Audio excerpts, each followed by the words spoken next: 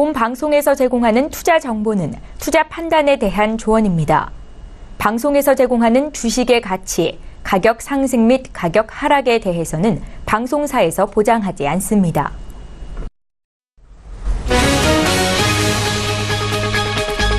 헤드라인 뉴스입니다. 뉴욕 증시에서 주요 지수는 미국 상원의 세제 개편안 통과 훈풍에도 차익 실현 매물에 혼조세를 나타냈습니다. 다우존스 지수만 사상 최고치로 마감했습니다. 뉴욕 증권거래소에서 다우존스 지수는 전장보다 0.24% 오른 24,290.05의 거래를 마친 반면 S&P 500 지수는 0.11% 내린 2,639.44에 기술주 중심의 나스닥 지수는 1.05% 낮은 6,775.37에 장을 마감했습니다. 발표된 미국의 경제 지표는 호조를 보였습니다. 지난 10월 미국의 공장재 수주 실적이 예상보다 덜 감소했습니다. 미 상무부는 10월 공장재 수주 실적이 0.1% 감소했다고 발표했습니다. 수주 감소는 주로 여객기와 자동차가 줄었기 때문으로 풀이됐습니다. 월스트리트저널 집계치는 0.3% 감소했습니다. 뉴욕시의 기업 환경이 4개월 내 최고치를 보였습니다. 공급관리협회 뉴욕에 따르면 11월 뉴욕시의 비즈니스 여건 지수는 전월 51.6에서 58.1로 올랐습니다. 지난해 말 이후 첫 연속 증가세입니다. 국제유가는 1%대 하락했습니다. 공급 과잉에 대한 우려가 나오면서 유가의 부담으로 작용했습니다. 원유 정보업체 베이커 휴에 따르면 미국의 주간 원유 채굴 장비는 749개로 한 주 만에 2개 증가한 것으로 집계됐습니다.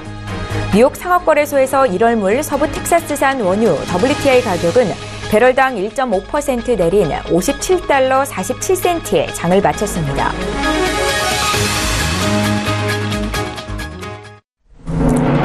시청자 여러분 안녕하십니까? 출발 증시와이드 2부 시작합니다. 최은정입니다. 일제히 상승세로 출발했던 미국 뉴욕 증시에서 다우존스 지수만이 상승세를 유지하며 사상 최고치로 거래를 마쳤고요. S&P 500과 나스닥 지수는 하락세를 보였습니다. 미 상원의 세제안 통과에 따른 위험 자산에 대한 선호도가 높아진 가운데 시장은 도널드 트럼프 미 대통령의 러시아 스캔들에 주목하는 모습을 보였는데요. 기술주의 추이도 주목이 됐었는데 기술주가 특히나 좀 조정이 많이 나오면서 오늘 나스닥 지수가 1%대 조정을 보인 것이 특징적이었다라고 분석이 되고 있습니다. 업종별로는 통신주와 금융주가 강세를 보였었고요. 다우존스 지수 사상 최고치 마감에 일조를 했습니다. 자, 어제 국내 증시 마감 상황도 함께 볼게요. 8거래일 만에 순매수로 돌아온 외국인 투자자들의 힘에 힘입어서 어제 코스피가 2,500선을 회복했습니다. 나흘 만의 상승이었는데요. 반면에 코스닥 지수는 바이오주들이 약세를 보이면서 하락이었고 지수는 0.67% 하락한 782포인트를 기록했습니다. 자, 오늘 미국 증시에서 나스닥 지수가 많이 빠져서 국내 증시에도 국내 장에도 영향이 있을 것이다라는 분석이 있는데요. 오늘 시장 어떻게 움직일지 또 증시에 영향을 미칠 국내 이슈 분석을 도와드리겠습니다. 12월 5일 화요일이죠. 출발 증시와이드 1부 시간 지금 시작합니다.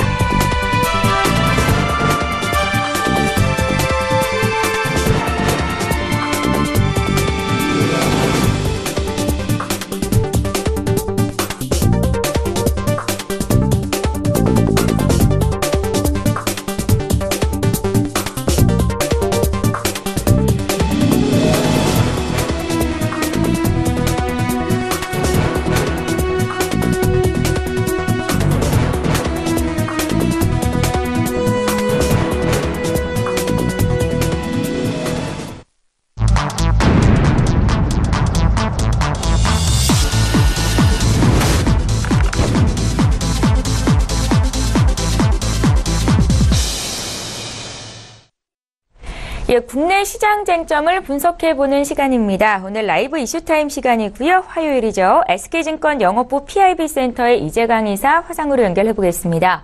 이사님 안녕하세요. 네, 안녕하세요. 예, 반갑습니다. 네. 새해 첫날에 개당 100만 원 수준이던 비트코인의 가격이 불과 1년도 안 돼서 1,300만 원을 훌쩍 넘겼습니다. 이 비트코인 등 가상화폐에 대한 열기가 식을 줄을 모르는 상황인데요.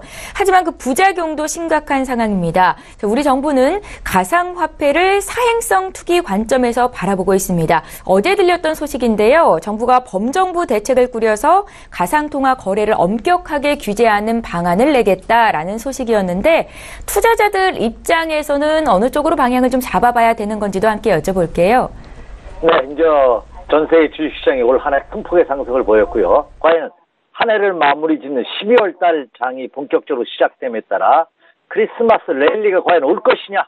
과연 올해를 마감하면 12월 장도 해피엔딩으로 끝낼 것이냐에 초미의 관심이 쏠려 있지 않나 생각이 됩니다. 자, 그럼 주식시장 뿐만 아니라 올해 또 가장 핫했던 시장이 바로 말씀해 주신 바와 같이 비트코인, 가상화폐 시장이 아닌가 생각이 됩니다. 여러 가지 문제들은 좀 도출되고 있습니다만 이제 세계 각국 정부가 비트코인을 정규 시장으로 포함시켜야 되지 않느냐 하는 의견들이 속속 들어오고 있는데요. 가장 대표적인 것이 미국의 CME, 시카고 상업거래소 시장이죠.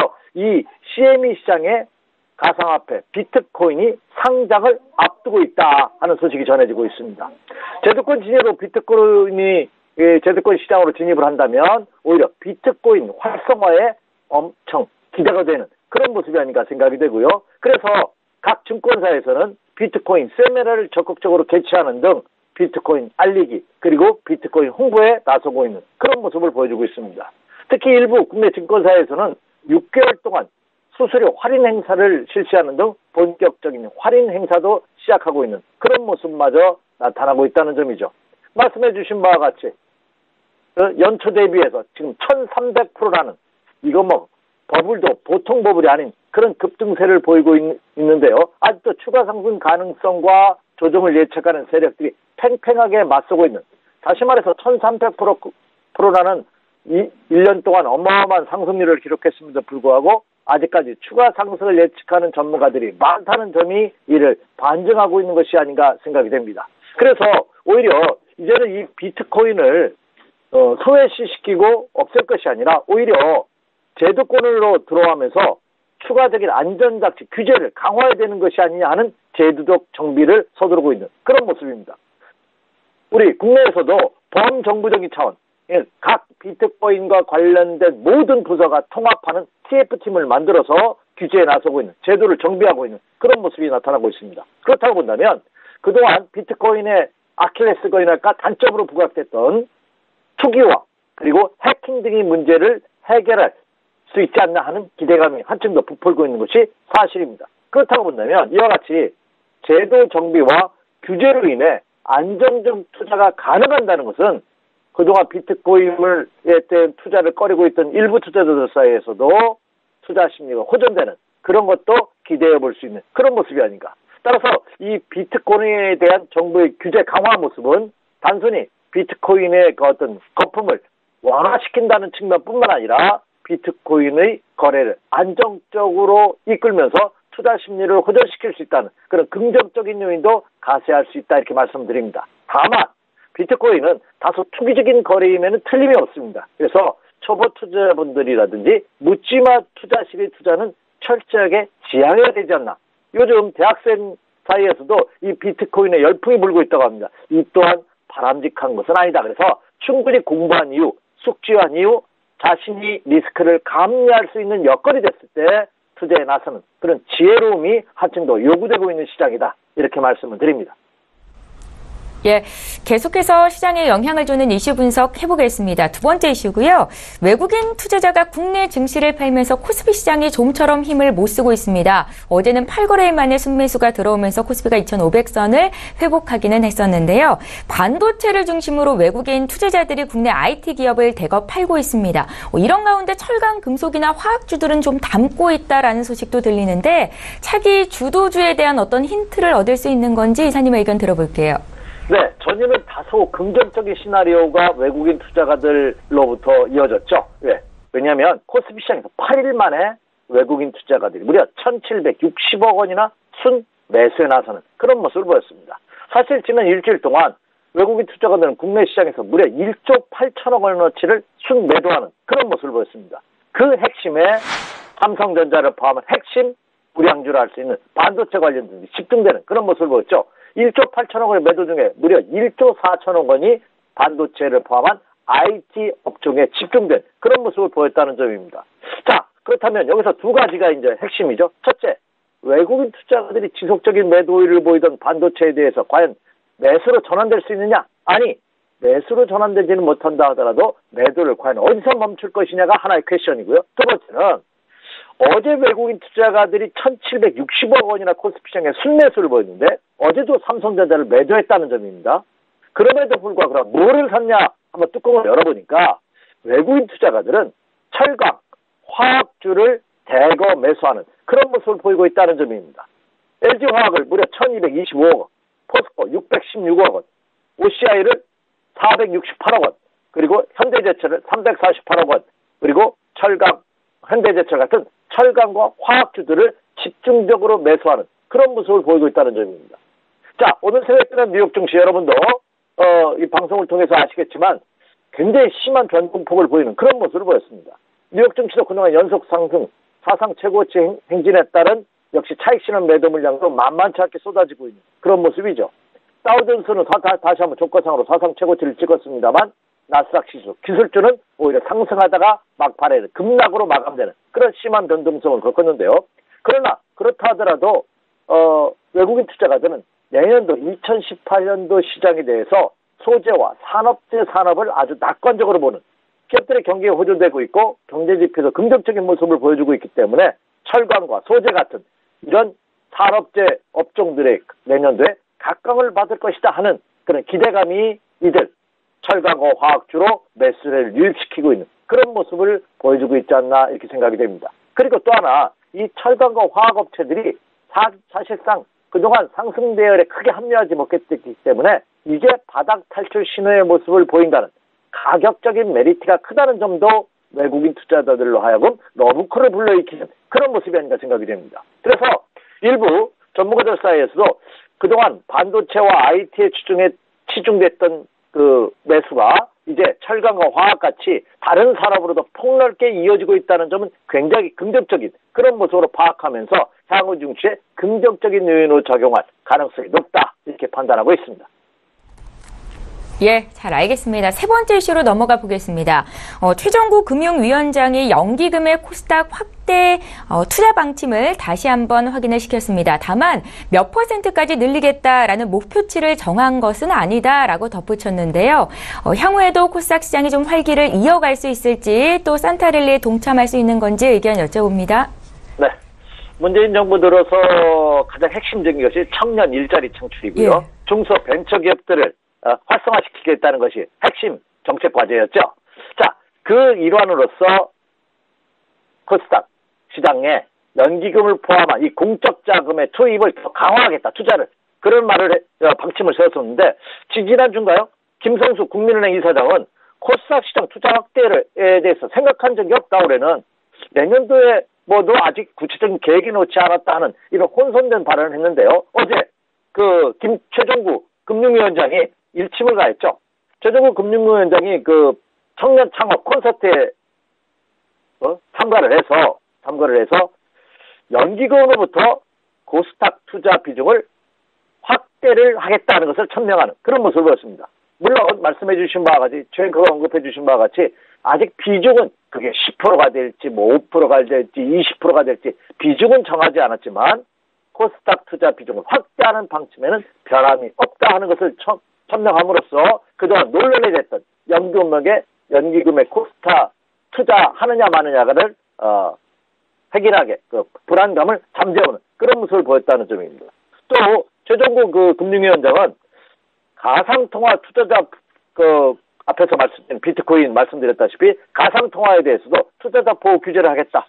그리고 벤처 투자 자금을 증대하는 등 정책 과제를 성실히 이행하겠다는 것을 다시 한번 언급하는 그런 모습을 보였습니다. 또한 청년 실업자를 위해서 혁신 성장을 위한 모험기업 창업 필요성을 강조하면서 청년 창업을 위한 제도적인 보완을 거듭 천명하는 그런 모습을 보였다는 점입니다. 그렇다고 본다면 이제 금융위원회가 축이 되면서 청년 창업이라든지 어떤 금융 시스템에 대한 전반적인 제도 보완을 더욱더 서두를 가능성이 높아지고 있지 않나 생각이 됩니다. 이렇게 된다면 금융시장에는 긍정적인 요인으로 작용할 가능성이 높고, 그리고 중소 벤처기업 투자 열기가 더 확산될 가능성이 높다고 본다면 국내 시장에도 긍정적인 요인으로 작용할 가능성이 굉장히 높은 그런 모습을 보여주고 있고요. 자, 어제 장에서는 거래소 시장에 비해서 코스닥 시장이 다소 조정받는 그런 모습을 보였습니다만 코스닥 시장에서 다시 한번 온기를 불어넣을 수 있는 그런 계기가 되지 않을까 이렇게 예상이 됩니다. 예, 자 마지막으로 오늘 장 투자 전략도 함께 여쭤볼게요. 네, 모두 언급해드린 바와 같이 금일장 참 다소 이렇게 쉬운 장은 아닐 것으로 보입니다. 오늘뿐만 아니라 내일도 마찬가지고 이번 주와 다음 주까지 이런 모습을 보일 가능성이 굉장히 크지 않을까 이렇게 생각이 됩니다. 다만 저는 이미 앞서서 이 시간을 통해서 지금의 장은 상승 기조가 유지되고 있는 전형적인 상승장의 패턴의 모습을 보여주고 있기 때문에 너무 단기적인 시세에 연연하지 마라. 그러니까 개인 투자가들이 선호하는 단타에 너무 현혹되지 마라. 끝까지 가지고 가는 엉덩이가 좀 무거운 거북이와 같은 그런 매매 전략과 투자 전략이 요구되고 있다 하는 점을 강조해드렸습니다. 그리고 여러분이 가장 궁금해하시는 코스피 시장을 이끌고 있는 삼성전자 그리고 코스닥 시장을 이끌고 있는 제약과 바이오주들도 여기서 한 번에 끝나지 않을 것이다. 왜냐? 반도체 산업, IT를 제외해놓고 코스피 시장의 상승을 논할 수 없고 제약과 바이오주를 제외해놓고 코스닥 시장의 상승을 논할 수 없다 하는 점도 강조해드렸습니다. 그렇다고 본다면 이들 종목군들도 계속 순환매가 돌기는 하겠습니다만 추가적인 상승 내일 합류할 가능성이 굉장히 크지 않을까 이렇게 생각이 됩니다. 그래서 저는 국내 시장도 여전히 상승 기조가 현재 유지되고 있기 때문에 매수 마인드 전략에는 변함이 없다 이렇게 말씀드립니다. 다만 이번 주까지는 어떤 외생 변수에 따라서 외부 변수에 따라서 국내 시장에 춤을 출 가능성이 굉장히 큽니다. 오늘 새벽에 끝난 뉴욕 증시는 심한 변동성을 보인 끝에 다우는 사상 최고치, 나스닥은 급락하는 막판에 급락으로 하락 반전되는 그런 모습을 보였지만 유럽 증시는 참으로 못 천원 만에 영국 증시가 0.5% 그리고 나머지 프랑스, 독일 같은 유럽 증시들이 1% 이상 급등하는 그런 모습을 보이면서 유럽의 정치적인 불안감도 해소되는 그런 모습이 펼쳐졌다는 점입니다. 지금 유럽에서는 어제 EU 재무장관 회담을 끝으로 해서 그 예전에 남부 유럽들의 어떤 그 재정적인 악화, 그리스 같은 이런 데에 대한 추가 지원이라든지 협상안을 순조롭게 마무리할 것으로 이렇게 예상되는 그런 모습이 나타나고 있다는 점이죠. 그렇다고 본다면 세계 시장은 여전히 상승 대열에 합류되고 있고 조정을 받는다 하더라도 연속 상승에 따른 눌림목의 과정을 받고 있지 않나 생각이 됩니다. 국내 증시도 마찬가지가 아닌가 생각이 됩니다. 어제 장에서 국내 코스피 시장은 외국인 투자가들이 가세하면서 다시 한번 2,500선을 회복하는 그런 모습을 보였습니다. 그렇다면 지난 11월 초에 찍었던 2,560포인트 직전 고점대 돌파를 향한 행진은 더 이어질 가능성이 높지 않을까 이렇게 예상이 되고 있다는 점이죠. 코스닥 시장도 마찬가지입니다. 어제 코스닥 시장은 조정받았지만 여전히 연속 상승에 따른 눌림목의 과정이라고 보는 것이 정확하지 않나. 사실 코스닥 시장도 보면은요, 지난 10월 초에 얼마 650포인트대에 불과했습니다. 두 달여 만에, 그렇죠? 800포인트를 장중에 돌파했다가 어제 종가 782포인트로 마감되기는 했습니다만 두 달 만에 거의 급등하는 그런 모습이 이미 펼쳐졌기 때문에 최근의 조정은 견고한 눌림목의 과정이 아닌가 이렇게 예상이 됩니다. 그렇기 때문에 투자자분들께서도 보유하고 계신 종목들 쉽사리 조금 수익이 났다야 이익 신을에 연연하지 마시고요. 그리고 이 종목은 이제 1등주가 아니니까 이제 1등주 주도주가 교체되는 것 같으니까 차기 주도주로 바꿔 타겠다. 이것도 저는 크게 권하고 싶지 않습니다. 왜? 개인 투자분들 같은 여러분의 실력을 무시하는 것이 아니라 개인 투자가들의 능력으로 저도 마찬가지입니다. 차기 주도들을 다시 정확하게 바꿔 탄다? 이거는 의미가 없지 않을까. 그래서 기존의 주도들을 갖고 계신 분이나 할지라도 저는 보유 전략은 유효하다 이렇게 생각이 됩니다. 그리고 여러분이 궁금하시는 그럼 추가적으로 신규로 매수하고자 하시는 분은 어떤 종목을 매수해야 되느냐?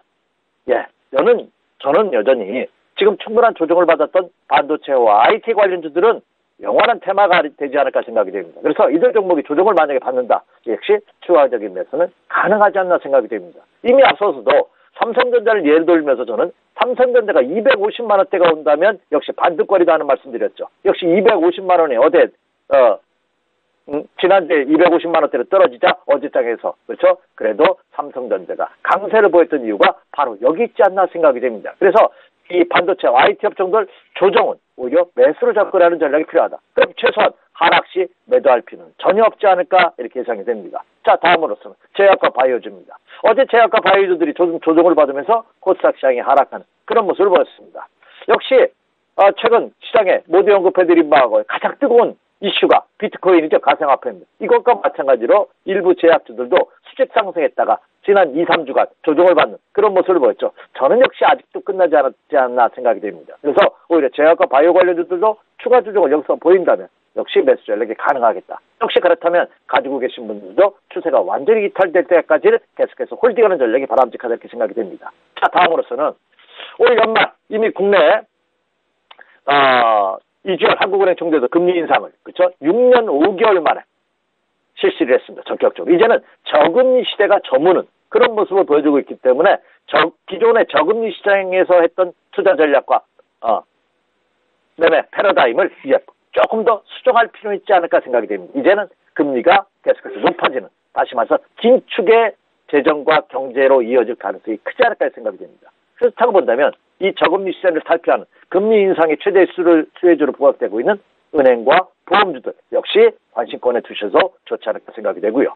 자, 그리고 또 하나는 제가 지금의 장은 폭넓게 매매 전략을 취하셔도 좋다는 말씀드렸죠. 지금의 추조주가 아니라 하더라도 장기 저평가에 있던 종목분들이 움직이고 있습니다. 이미 이 시간을 통해서 제가 자동차와 조선주에 대해서도 언급해드렸고요. 그리고 지난주부터는 건설주에 대해서도 언급해드리고 있습니다. 어제장에서는 건설주들이 크게 반등하는 그런 모습을 보였죠. 이미 가격적인 메리트만으로도 충분히 레벨업의 과정이 예상되고 있지 않나 생각이 됩니다. 자, 그리고 또 하나. 자, 이달 중순에 또 큰 우리나라의 정치적 이슈가 있죠. 한중 정상회담이 있습니다. 자, 우리나라의 문재인 대통령이 결국 이제 북경으로 날아갑니다. 날아가서 이제 시진핑 주석과 이제 정상회담을 하는데 과연 지금 미진하게 뭔가 좀 2%가 부족한 이 한중 화해 무드가 완전 해빙을 할 수 있을지 여부가 퀘션 마크가 되지 않을까 생각이 됩니다. 물론 결과는 저도 알 수 없습니다. 하지만 결과가 어떻게 나오든 간에 한국 정상회담이 만료되고 회담을 발표하기 전까지는 이 한중 교역 관련주들이 시장의 주도주로 부각될 가능성이 굉장히 큽니다. 그 대표적인 것이 화장품주가 아닌가 생각이 되죠. 그래서 화장품주도 투자자분들께서 관심을 가져본다면 충분히 단기적으로도 수익으로 올 수 있는 그런 테마가 되지 않을까 이렇게 생각이 됩니다. 따라서 이들 종목을 중심으로 해서 여전히 조정은 매수 마인드 전략으로 임해 주십시오. 이렇게 말씀을 드립니다. 이상입니다. 예, 경제 이슈 분석하고 투자 조언까지 구체적으로 들어봤습니다. SK증권 영업부 PIB 센터의 이재강 이사님 화상으로 만나봤습니다. 고맙습니다. 네, 감사합니다.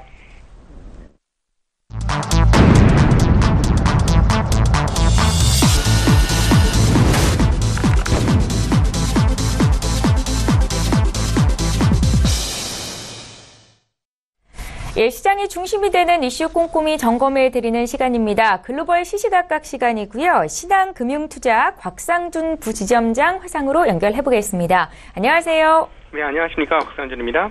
예, 반갑습니다. 자, 미국의 러시아 스캔들이 다시 수면 위로 떠오르고 있습니다. 정치 불확실성이 커지면서 시장의 우려로 작용하고 있고요. 이게 중장기적으로 또 시장의 불확실성을 제공하는 요인이 될 수도 있다라는 생각이 되는데요. 현재까지 밝혀진 상황이 어떤지 향후의 시장에는 또 어떤 영향이 있을지 함께 봐주십시오. 네, 지금 이 부분에 대한 특별검사가 진행이 되어지고 있지 않습니까? 미국에서. 그래서 여기에서 풀린 전 백악관 국가안보보좌관이죠. 여기가 일종의 고백을 했습니다. 진술을 했는데 뭐라고 했냐면 대통령직 인수위원회 고위 관계자 지시를 받고 러시아와 접촉했다라는 이야기를 했습니다. 그러니까 실제로 특별검사의 뭐라 그럴까요?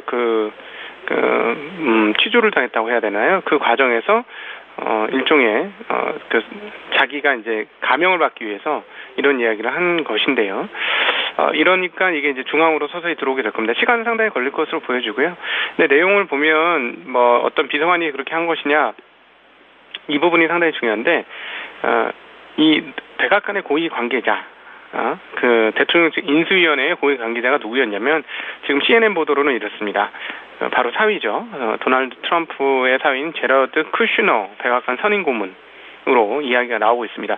이러니까 조금 문제가 복잡해지죠. 바로 수족같이 부리고 있는 바로 사위가 이런 지시를 했다라는 사실 문제가 되는 것이고요. 내용은 이렇습니다. 이 쿠슈너가 아시다시피 유대인인데요. 이스라엘 정착촌 건설에 대해서 이것을 중단하고자 하는 유엔 안전보장 이사회의 결의안이 세워지려고 하던 참여였는데 이것을 막기 위해서 러시아에 로비를 한 것이다라는 것이 핵심적인 이유가 되겠습니다. 그래서 이 부분들이 문제가 이제 계속 이루어진다면 시장에 이제 노이즈를 계속 발생을 시킬 것인데요. 시장 전체에 큰 영향까지 미칠 것으로 보기는 조금 어려울 것 같습니다. 그러니까 근데 이제 좀 더 구체화되면 그때 중간중간에 문제를 일으킬 것이다라고 보여지고요. 트럼프는 사실 시간이 갈수록 지금 계속해서 지지율이 떨어지고 있기 때문에 트럼프 리스크는 시간이 갈수록 조금 더 구체화되고 강화되고 있는 과정이다라고 볼 수 있습니다. 그러니까 지금까지는 그래도 지금 세제 개편안이 상원에서 통과가 되면서 시장에서는 일부 고전적인 것들은 긍정적으로 해주었는데요. 이런 것들이 지나고 나면 시장에서는 트럼프에 대한 어떤 긍정적인 측면보다는 부정적인 측면이 조금 더 커질 수 있다라는 게 이런 러시아 스캔들을 통해서 보다 구체화되지 않겠는가라고 예상해 볼 수 있을 것 같습니다. 예, 그러니까 지금 미국 시장의 관심은 이 러시아 스캔들보다는 세제 개편안 쪽으로 쏠려 있다라고 보면 좋겠습니까? 네, 그렇죠. 그러니까는 예. 오늘 시장의 흐름도 그렇습니다. 그런데 이제 오늘 시장의 흐름으로 보면 두 가지가 갈라지는데요.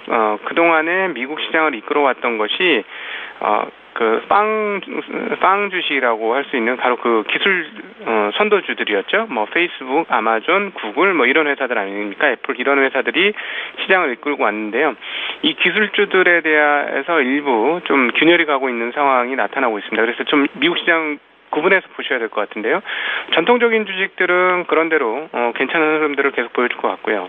이것은 이런 세제 개편안과 더불어서 또 추가적으로 계속적으로 양적 완화의 기운이 아직 끝나지 않은 상황이었기 때문에 금리 인상한 이후에도 계속적으로 이런 흐름들이 나타날 가능성은 상당히 높다. 금리 인상을 하는 그 시점에는 조금 문제가 될 것 같습니다만 그 이후에는 괜찮을 것 같다. 왜냐하면 그거는 앞서 과거에도 많이 말씀드렸습니다만 이번에 새롭게 연준 의장으로 선임된 파월이 아무래도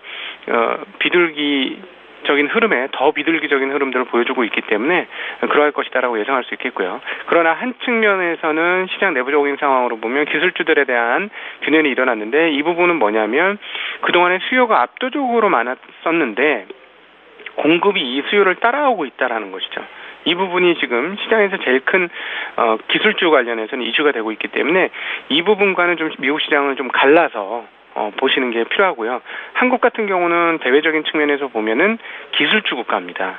그렇기 때문에 미국의 오늘의 기술주 하락은 한국 시장에 조금 영향을 미칠 가능성이 좀 있습니다. 선제적으로 많이 빠졌기 때문에 미국 나스닥만큼의 큰 하락폭까지는 연결되지 않을 것으로 예상을 하고는 있습니다만 어쨌든 이 부분들은 시장의 컨센서스에 상당한 영향을 미쳐서 부담을 주는 대목이 될 것이다. 그러니까 즉 우리가 10월 이전에 보았던 삼성전자를 비롯한 기술주들에 의한 시장 랠리의 흐름은 이제는 더 이상 나타나기 어려울 수 있다라는 것이죠. 그렇음에도 불구하고 가격이 많이 빠졌기 때문에 어떤 저평가에 대한 인식에 의해서 가격이 상승할 수는 있습니다만 주도주군들로 기술주가 시장을 랠리를 이끌었던 그 주도주군에서는 탈락할 수 있다는 것을 국내 투자자들은 미국 시장과 연계해서는 조금 기억하셔야 될 점 같습니다. 예, 오늘 미국 증시에서 다우존스 지수와 나스닥 지수가 상반된 흐름을 보여서 어떤 이유가 있었는지 자세히 좀 들어봤습니다. 다음 이슈로 좀 넘어가 볼게요. 영국인의 절반이 브렉시트 최종 합의안에 대해서 국민투표를 진행하기를 희망한다라는 조사 결과가 나왔습니다. 자, 이와 함께 테리사 메이 영국 총리가 아일랜드 정부와 국경 협정 타결에 실패했다라는 소식, 영국과 유럽연합의 브렉시트 협상의 난항이 될 수도 있겠다라고 예상이 되고 있는데요. 앞으로 흐름은 어떨까요? 네, 이게 사실은 테레사 메이가 조기 총선을 하고 나서 선거에서 패했지 않습니까? 실질적인 패를 했죠. 기존의 의석보다 훨씬 더 적은 의석을 가지게 됐으니까요. 왜냐하면 이 브렉시트를 확 세게 밀어붙이려고 이제 과반 의석을 향해서 총선을 한 것인데 그게 오히려 밀렸습니다. 그러니까 그때부터 이미 예견된 상황이다 이렇게 보여지는데요. 지금 여러 가지 이슈가 계속 나오고 있죠. 그러니까 이 탈퇴파들의 레토릭, 정치적 수사들이 거짓이라는 흐름들이 점차 증명이 되고 있는 것이죠. 그러니까 뭐냐면 가장 핵심적인 게 돈 문제인데요. 영국이 유로를 탈퇴하더라도 유로의 단일 경제권과의 거래는 원하는 거죠. 그러니까 그렇게 거래를 하려고 하니까 뭐가 필요하냐면 원래 영국이 유로에 연합되어 있을 때 분담금이라는 게 있습니다. 각국별로 분담금이 있는데 이 분담금을 내야 되는 상황이었는데 영국은 이 합의에서 분담금을 되게 조금 내려고 했어요. 그러면서도 계속 거래를 하고 싶었죠. 그러니까 이게 조금 도둑놈심부인데 이득은 그대로 취하면서 그러니까 거래 이득은 취하면서 낼 돈은 부담은 덜 갖는 그런 것을 취했으나 그게 통하나요? 안 통하죠. 그래서 지금 갈라지더라도 계속적으로 유로 단일권과의 교역을 위해서는 분담금이 500억 유로를 내야 된다라는 것이죠. 엄청나게 큰 돈이죠. 한국 돈으로는 뭐 한 70조 가까이 이르는 돈이기 때문에 적지 않은 돈입니다. 그러니까 이 돈을 내야 된다고 하니까 원래 그 탈퇴파들의 레토릭은 뭐였냐면은 분담금 안 내고 그걸로 복지를 쓸 거야. 그러니까 탈퇴를 해야 돼라고 했는데 갑자기 웃겨지는 거죠. 분담금대로 다 내야 되니까 복지는 어디 간 거예요? 네, 그러니까 결국 좀 무리한 레토릭이 현실적인 상황에 오니까 한계를 맞았다라는 것이고 또 하나는 방금 전에 말씀하셨던 대로 아일랜드와의 그 국경 합의가 계속 실패하고 있는데 아일랜드는 계속 독립적인 국가로 계속 유지되기를 원하고 있습니다. 그냥 영연방 속에 있는 것보다는요. 그래서 EU와의 관계를 독립적으로 하기를 하고 있죠. 그래서 이 국경 합정이 어떻게 되느냐에 따라 좀 상황이 달라지는데요. 타결에 실패하는 분위기가 지금 나타나고 있습니다. 그러니까 영국 입장에서는 더 어려워지는, 국내적으로도 되게 어려워지는 상황으로 계속 진행되고 있죠. 이런 상황에서 전 총리인 토니 블레어는 이렇게 얘기를 합니다. 탈퇴에 대한 결정을 번복할 수 있다라고 텔레비전 BBC죠. 방송 인터뷰에 나와서 인터뷰를 그렇게 했습니다. 그러니까 불을 지피고 있는 그런 상황이라서 사실 이 부분들은 조금 더 진행이 되어 봐야 합니다. 테레사 메이의 정치적 입지가 굉장히 약화되었다라는 것과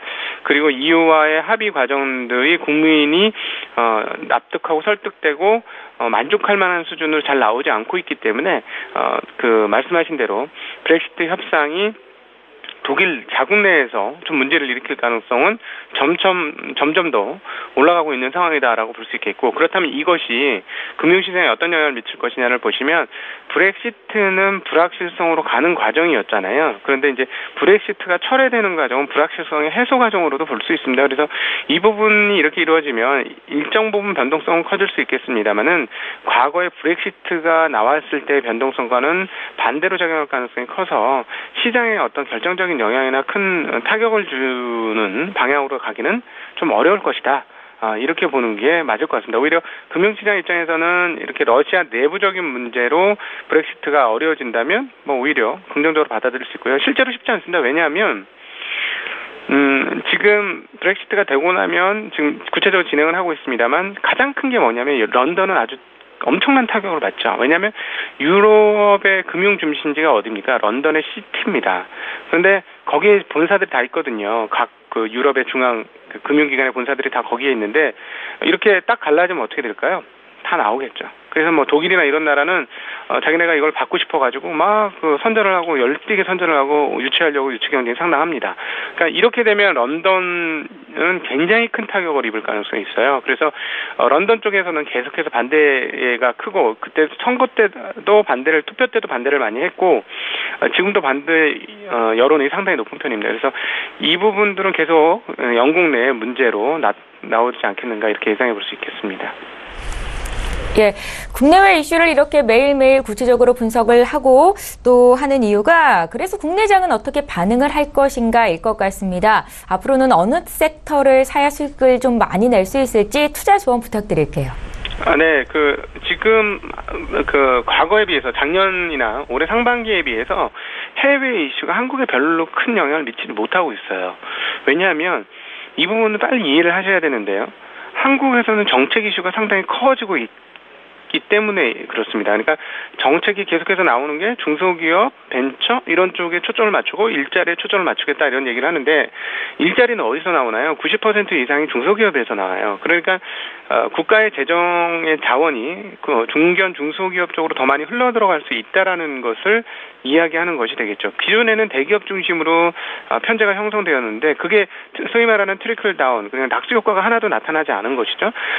사실은 삼성전자는 건국 이래 최대 수익을 내고 있지만 개별 그 시민들의 주머니 사정은 최악의 상황으로 계속해서 몰려갔기 때문에 이 이격이 계속해서 커져서 국가의 불균형성이 커지고 불균형성이 커지면 안정성이 떨어진다라는 것이 현재 정부의 인식입니다. 그래서 방향성을 대기업 쪽으로 포커싱을 맞추는 게 아니라 중견 중소기업으로 맞추게 된 것이죠. 그게 구체적으로 나타난 게 환율이에요. 물론 그 금리가 올라가기 때문에 원화 환율이 강세를 보인 것도 분명히 있습니다만 정부가 수출 드라이브 정책 안 해준 거죠. 그러니까 원화 약세 유지를 안 해준 거예요. 그러니까 과거에 비해 약하게 해줬기 때문에 이렇게 정말로 빠른 속도로 1,080원대까지 떨어지고 1,070원대까지도 한번 맛을 본 것 아니겠습니까?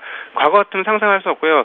이쪽 그 환 전문가들은 어떻게 예상을 했냐면 내년도 평균환을 1,060원 잡았어요. 근데 올해도 끝나기 전 1,070원을 우리가 받지 않습니까? 이것은 정부의 정책이 분명히 환율 상황에 반영이 된 것이고 그것은 결국 정부 정책이 수출 드라이브 쪽으로 가지는 않는다라는 얘기를 할 수 있는 거예요. 그렇기 때문에 해외 이슈가 최근에 와서 국내에 크게 영향을 미치지 못한 이유가 바로 이것입니다. 왜냐하면 한국의 거래소의 대형 기업들은 다 수출 기업이기 때문에 세계 경기 동향과 동행을 하는 기업들이에요. 그러니까 세계 동향이 굉장히 중요한 것이죠. 세계 동향에 따라서 상품 수출의 상황들과 여건들이 달라질 수 있기 때문에 이게 너무너무 해외 주식 시장을 분석하는 것이 중요했고 해외 시장 상황들을 분석하는 게 중요했는데 요즘은 해외 상황들이 어떻게 돌아가는지 우리는 자꾸 딴 동네처럼 그냥 알아서 돌아가는 흐름들을 보여주지 않습니까? 올라도 떨어지고 떨어져도 오르고 뭐 이런 흐름들 계속 나타나는 이유가 바로 정책의 포커싱이 이쪽으로 옮겨졌기 때문이다 이렇게 볼 수 있습니다. 그러나 어찌되었건 한국의 대형 기업들은 세계적인 상황들의 영향을 받고 그건 앞서 말씀드렸던 것처럼 미국 기준으로 IT 기술주들이 빡 꺾이고 반도체 공급 상황들이 좀 달라질 것 같으니까 그건 한국 시장에도 분명히 영향을 미친 거고 삼성전자는 이미 사전에 영향을 상당히 많이 받았죠. 하이닉스와 더불어서는 그 부분은 그런 흐름을 갑니다만 시장의 메인스트림은 그렇게 가지 않을 가능성이 있다라는 것이죠.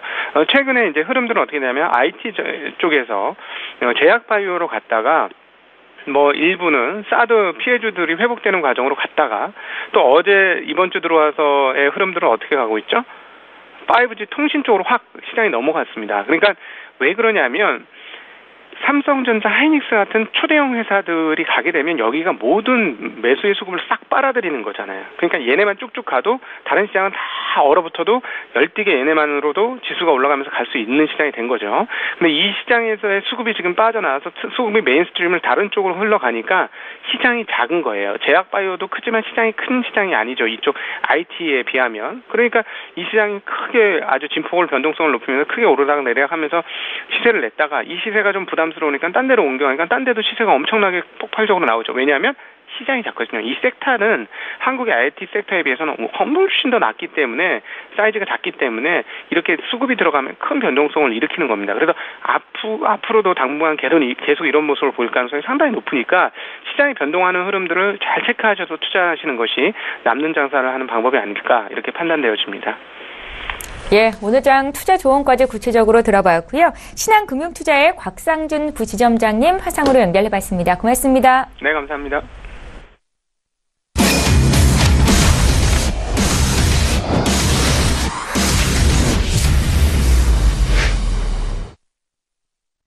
예, 이번에는 국내외 선물 시장 흐름 분석해보겠습니다. 선재 트레이더의 선물 하이킥 시간이고요. 오늘도 1부의 마지막 시간입니다. 선재 트레이더 만나볼게요. 안녕하세요. 네, 안녕하십니까. 반갑습니다. 예, 반갑습니다. 자, 오늘도 개장을 한 30분여 앞두고 이렇게 연결이 됐는데요. 먼저 국내 선물 시장 움직임 어떻게 보시는지 구체적인 전략 듣겠습니다. 네, 우선 저희가 생각해야 될 건 글로벌 지수 방향성을 따를 것인가에 대한 겁니다. 우선은 어제 저희가 328지수 안착에 굉장히 기대를 걸고 봤었고요. 그다음에 매수 롱풀을 잡고 있었기 때문에 지속적으로 기대를 걸고 보고 있었고 327 후반 지수 안착, 그다음에 328 지수 안착을 굉장히 희망하고 있었는데 어제 종가 때 328.30대까지 우선 안착한 모습 보였습니다. 근데 전반적으로 아시겠지만 어제 미국 지수들 전반적으로 다들 눌리면서 야장 때 저녁에 그러니까 미국 장에서 전반적으로 모든 지수들이 눌림 형태가 있었습니다. 그 구간들 눌림 형태가 있으면서 우리 야장에서도 327 초반 지수까지 밀린 형국이었었고요. 우선 326 초반 지수, 그 다음에 327 지수를 안착한 모습이기 때문에 327 지수를 크게 깨지 않는다면 우리나라 지수에는 별 영향을 주지 않을 수도 있다. 이런 기대감을 갖고 보고 있고요. 단지 328 지수를 안착한 아이들이 아직 329, 330 지수를 돌파한 모습은 보이지 않았기 때문에 오늘 눌림 지수들을 잘 지키는지가 굉장히 중요해 보이는 형국입니다. 우선은 예상 저항은 329 지수를 봐야 될 거고요. 그 다음에 예상 지지력들은 우선 327 초반 지수를 봐야 되겠지만 우선 강한 가로저항점 놓여있는 326.50까지를 여분을 두고 이 구간들 지켜낸다면 그래도 우리 시장은 영향을 좀 덜 받지 않나 이렇게 보시면서 대응하는 게 좋은 전략인 걸로 말씀드리겠습니다. 예, 국내 선물 시장부터 흐름을 좀 봐드렸고요. 이번에 해외 선물 쪽으로 가보겠습니다. 위험 자산에 대한 선호도가 좀 높아지는 분위기인데요. 선물 시장 투자는 어떻게 볼까요? 네, 그렇습니다. 우선은 아직 달러 인덱스는 보합 구간에 놓여있는 형국인데요. 이제 그 안에서 지속적으로 테스트하는 여력을 보아하면 우선은 유로 FX가 우선 추세를 무너뜨렸기 때문에 우선은 지금 지수에 대한 영향을 보자 하면 그렇게 말씀드릴 수도 있겠지만 전반적으로 아직은 저는 좀 보합이지 않나 이렇게 생각을 하고 있습니다. 우선은 추세는 유로 FX도 좀 눌린 구간이 생성이 됐고요. 우선은 어제 정확히 보자면 이 구간들 중심을 다 두고 횡보하는 모습을 보였고요.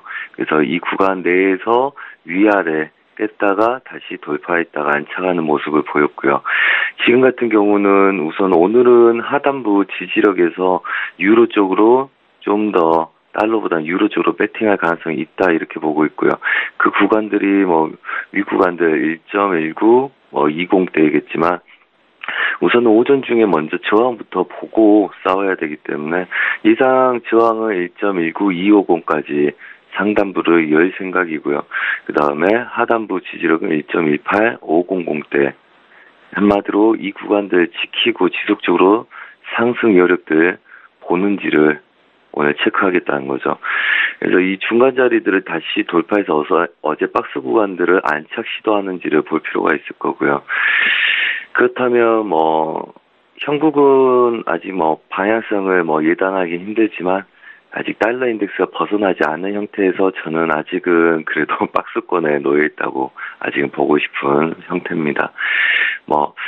그리고 유로는 우선은 오늘 눌림에서 매수 대응이지만 전체적으로는 박스권 매매 전략을 말씀드리겠고요. 그 다음에 크루드 오일 좀 잠깐 보도록 하겠습니다.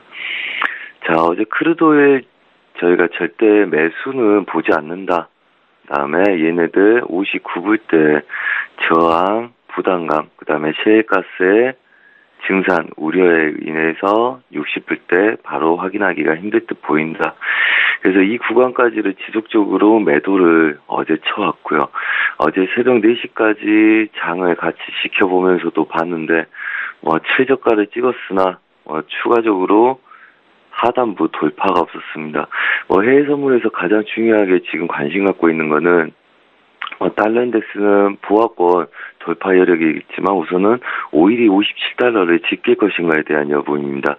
57달러는 2달 동안 이제까지 지지력을 가져왔던 추세 지지력 최하단부 라인이고요. 이미 40, 20, 그 다음에 57.00 그 세 단계가 차례대로 깨지면 이 추세는 완전히 무너지게 되는 거죠. 한 두세 달 동안 오펙 회동 결과 전까지 추세를 지켰던 이 구간들을 실제 깨는지를 볼 생각이고요. 우선은 기술적으로 본다면 많은 분들이 이 구간 지지력에 오늘 매수 배팅 많이들 할 거라고 예상이 듭니다. 우선은 저희는 57.7080대 저항을 예상을 하고 위에서는 꾸준히 하방 여력을 추가적으로 볼 거고요.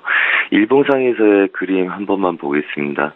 오늘 굉장히 5일에 대한 관심도가 중요하다고 말씀드리는 이유는 이 구간들 10월부터 지켰던 추세 지지력들 오늘 하방 돌파가 가능한지를 볼 거고요. 저는 기술적으로 충분히 가능한 그림이고 얘네들은 장기적으로 55불대, 52불대까지 전체적인 보합 바운더리까지를 가능성을 열고 볼 수 있는 그림이라고 보고 있기 때문에 우선 오늘 크루드오일의 눌림, 매도 구간 굉장히 중요하게 보고 있는 형태입니다. 그래서 반등 시 매도 아직도 유효하다 이렇게 말씀을 드리겠고요. 조금 전에 말씀드렸다시피 57.70대 그다음에 예상 지지력은 57불 중요한 마디가를 설정해서 이 구간들 57불을 깨지 못한다면 우선은 보합 구간 설정한 다음에 지표가 발표된 수요일날 저녁부터나 움직임들 예상하시면 될 것 같고요. 그다음에 오늘 또 큰 반등 없이 지속적으로 하방 여력을 본다 하면 오늘 57불을 깨는 돌파도 볼 수 있지 않을까 하는 예상을 하고 있습니다. 마지막에 골드입니다. 자, 골드도 아직은 박스 구간이라고 보고 있습니다. 우선은 지금 오전 중에 가장 중요하게 보고 있는 구간들은 1280대입니다. 그래서 시초가가 시작되면서부터도 아직 못 깨고 있는 구간인데요. 이 구간들 상방 제약을 받는지에 대한 여부고요. 우선 유로 달러 오늘 눌림 매수로 상방 돌파 여력을 보기 때문에 유로 달러 향방을 보면서 좀 더 점지해 보신 게 좀 더 예상을 해보신 게 나을 것 같고요. 우선은 단기적인 저항들 우선 박스권이라고 설정을 하고 싸우셔야 될 것 같고 매수는 눌린 구간에서 매수를 잡으신 게 중요할 것 같고요. 그렇다면 이 정도 보자면 채널 구간들 설정이 좀 되겠죠. 그래서 하단부 지지력들 여력을 좀 기다리셨다가 배팅 들어가는 게 좋을 것 같고 그다음 위 구간은 오늘 오전 중에 돌파가 되는지를 체크하신 다음에 돌파가 되지 않는다면 다시 고점에서 손절을 잡고 박스권 매매 전략이 유효하겠죠. 그래서 골드는 아직은 유로 달러를 지켜본 이후에 매매하는 구간으로 설정을 해서 박스권 매매 전략을 드리도록 하겠습니다. 네. 예. 선물시장 투자조언 오늘도 선재 트레이더 연결해서 자세히 들어봤습니다. 잘 들었습니다. 네, 감사합니다. 예, 출발 증시와이드 1부 시간 여기서 마칩니다. 잠시 뒤 2부 시간에는 시청자 여러분들의 종목 상담을 도와드리는 시간이 있습니다. 샵 0082번으로 문자 참여하시면 되겠고요. 건당 100원의 점포 이용료가 부과됩니다. 저희는 잠시 뒤 2부 시간으로 다시 오겠습니다. 고맙습니다.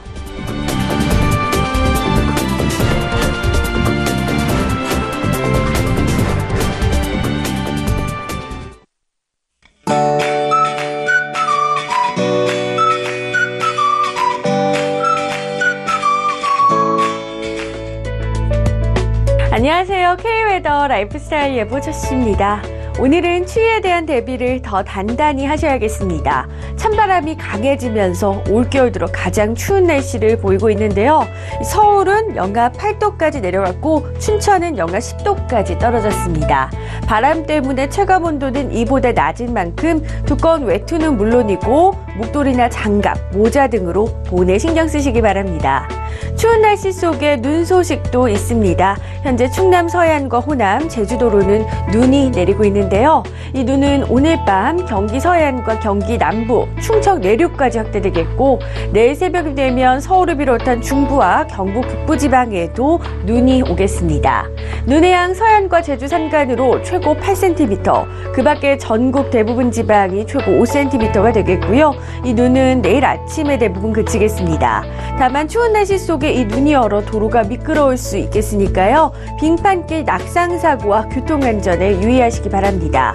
오늘 우리나라는 고기압 가장자리에 들겠지만 미세먼지 농도 좋음 단계 예상됩니다. 다음은 자세한 지역별 오늘 날씨를 나절 예보를 통해서 살펴보겠습니다.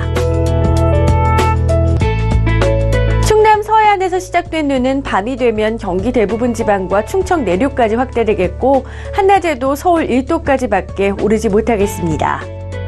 동해안으로는 건조특보가 발효 중인 가운데 눈 소식이 없어 대기가 더욱 건조해지겠습니다. 호남과 제주도로는 눈이나 비가 오겠고 영남 지방으로는 맑겠습니다. 한낮 기온 전주 2도에 바람이 강하게 불어 몸으로 느끼는 추위는 더하겠습니다.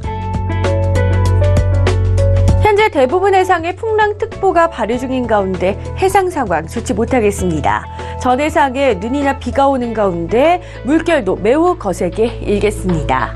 오늘 내리는 눈은 내일 아침에 대부분 그치겠지만 밤이 되면 다시 대부분 지방에 눈이나 비가 내리겠고 목요일에 잠시 추위가 주춤한 것을 제외하고는 이번 주 내내 추운 날이 이어지겠습니다. 날씨였습니다.